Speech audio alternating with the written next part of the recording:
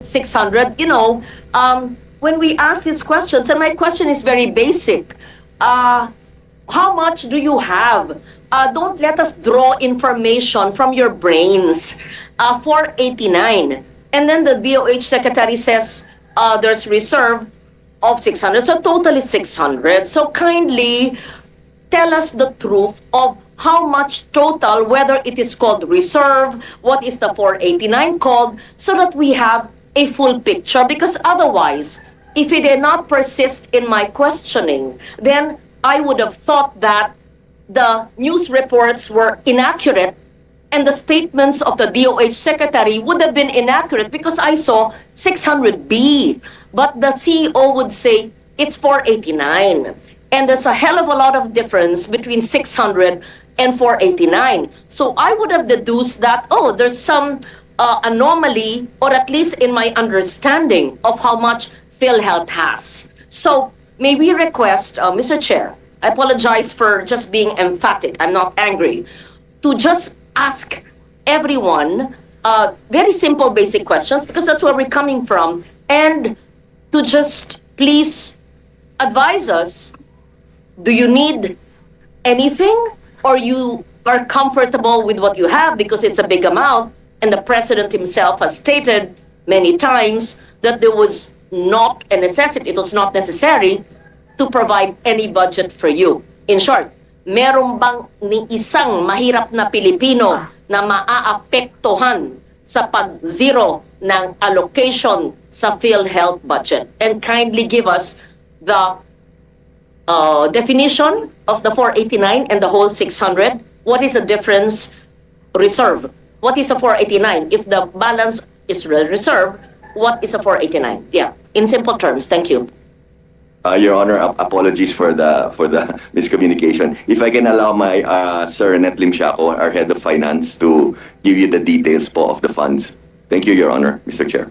But Mr. Chair, if this was already put on record earlier, then I submit, then I will just look at the records. But if the 600 detailed of the funds was not yet given on record, that's important to us. Iba ang 600 sa 489. Ano ba talagang exact, no, I mean, anong exact amount ng inyong reserve fund? 600, may lumalabas na 600, sabi niyo 489.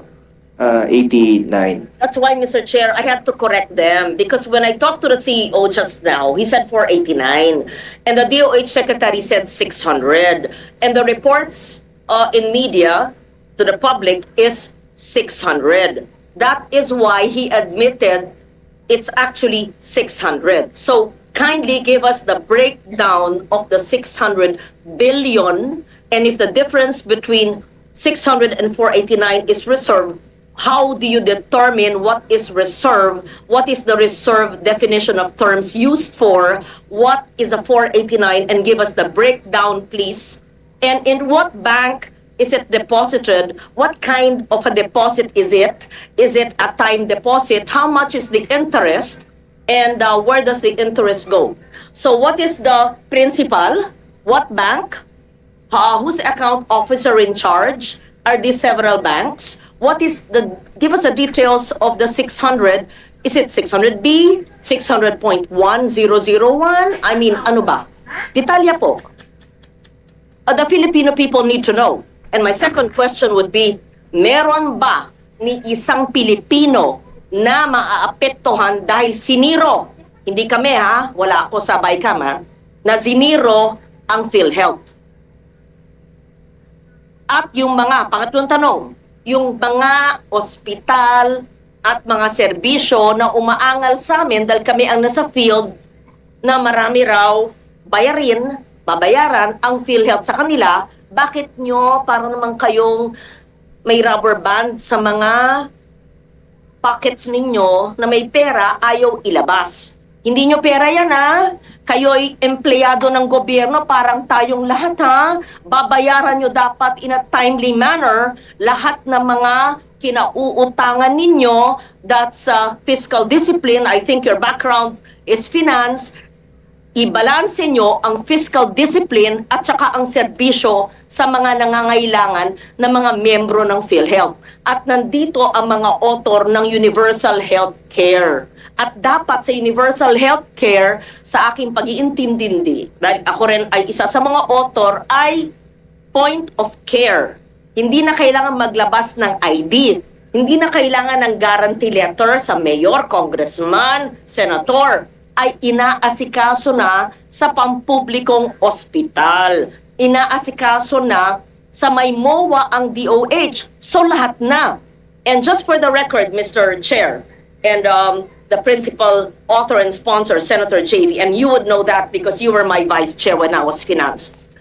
Even before the universal health care was enacted into law, Senator JV, what did I do? What did we do? You were my vice chair for health.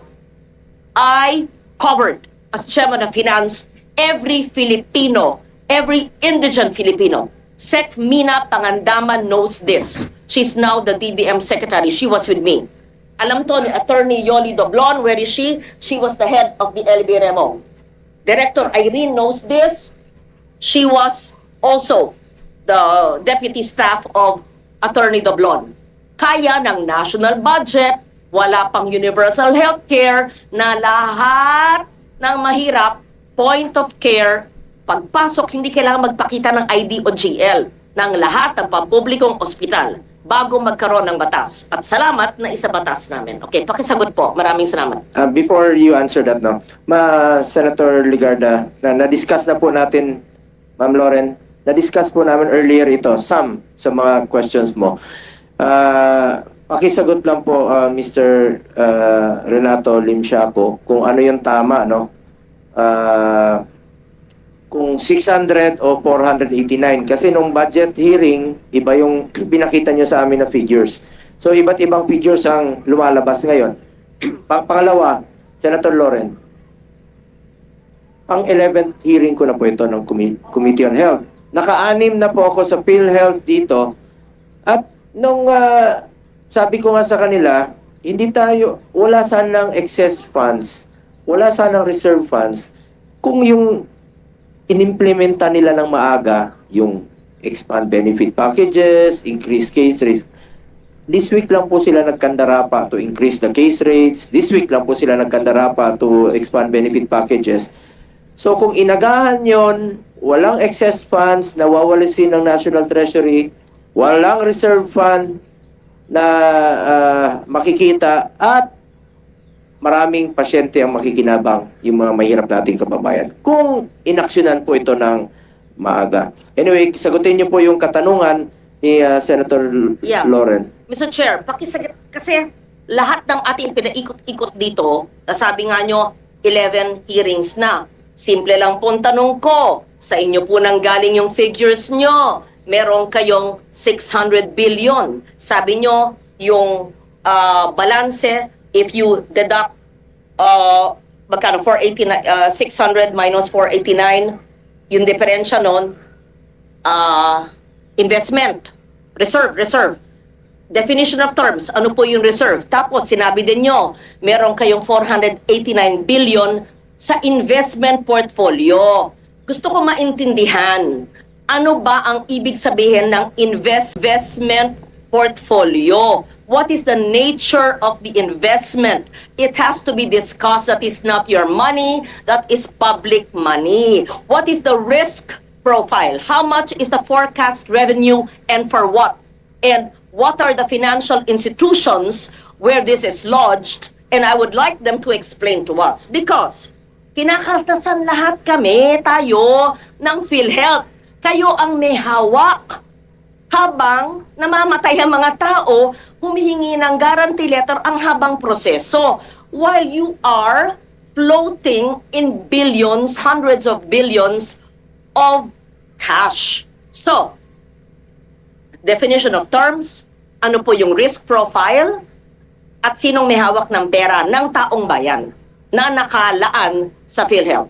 Simple lang po maaring sa Filipino tayo magsalita para maintindihan dahil gusto rin namin malaman. Salamat po. Mr. Chair. Pakisagot lang po na yung Yung exact amount talaga ng reserve fund ninyo. Maraming salamat, Mr. Chair. Based on our financial report, Mr. Chair, this one is October 2024. Our reserve fund is in the amount of 281 billion pesos.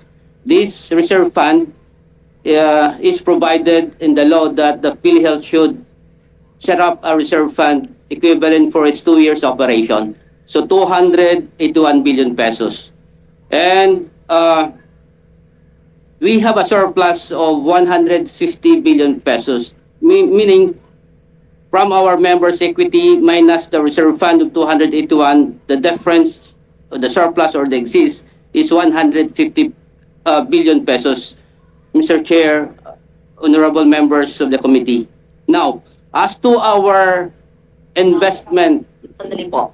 Yung 281, sabi nyo, nakasaad po sa batas Apo. na kailangan. O sige, pakita nyo mamaya yung provision sa batas creating PhilHealth, right?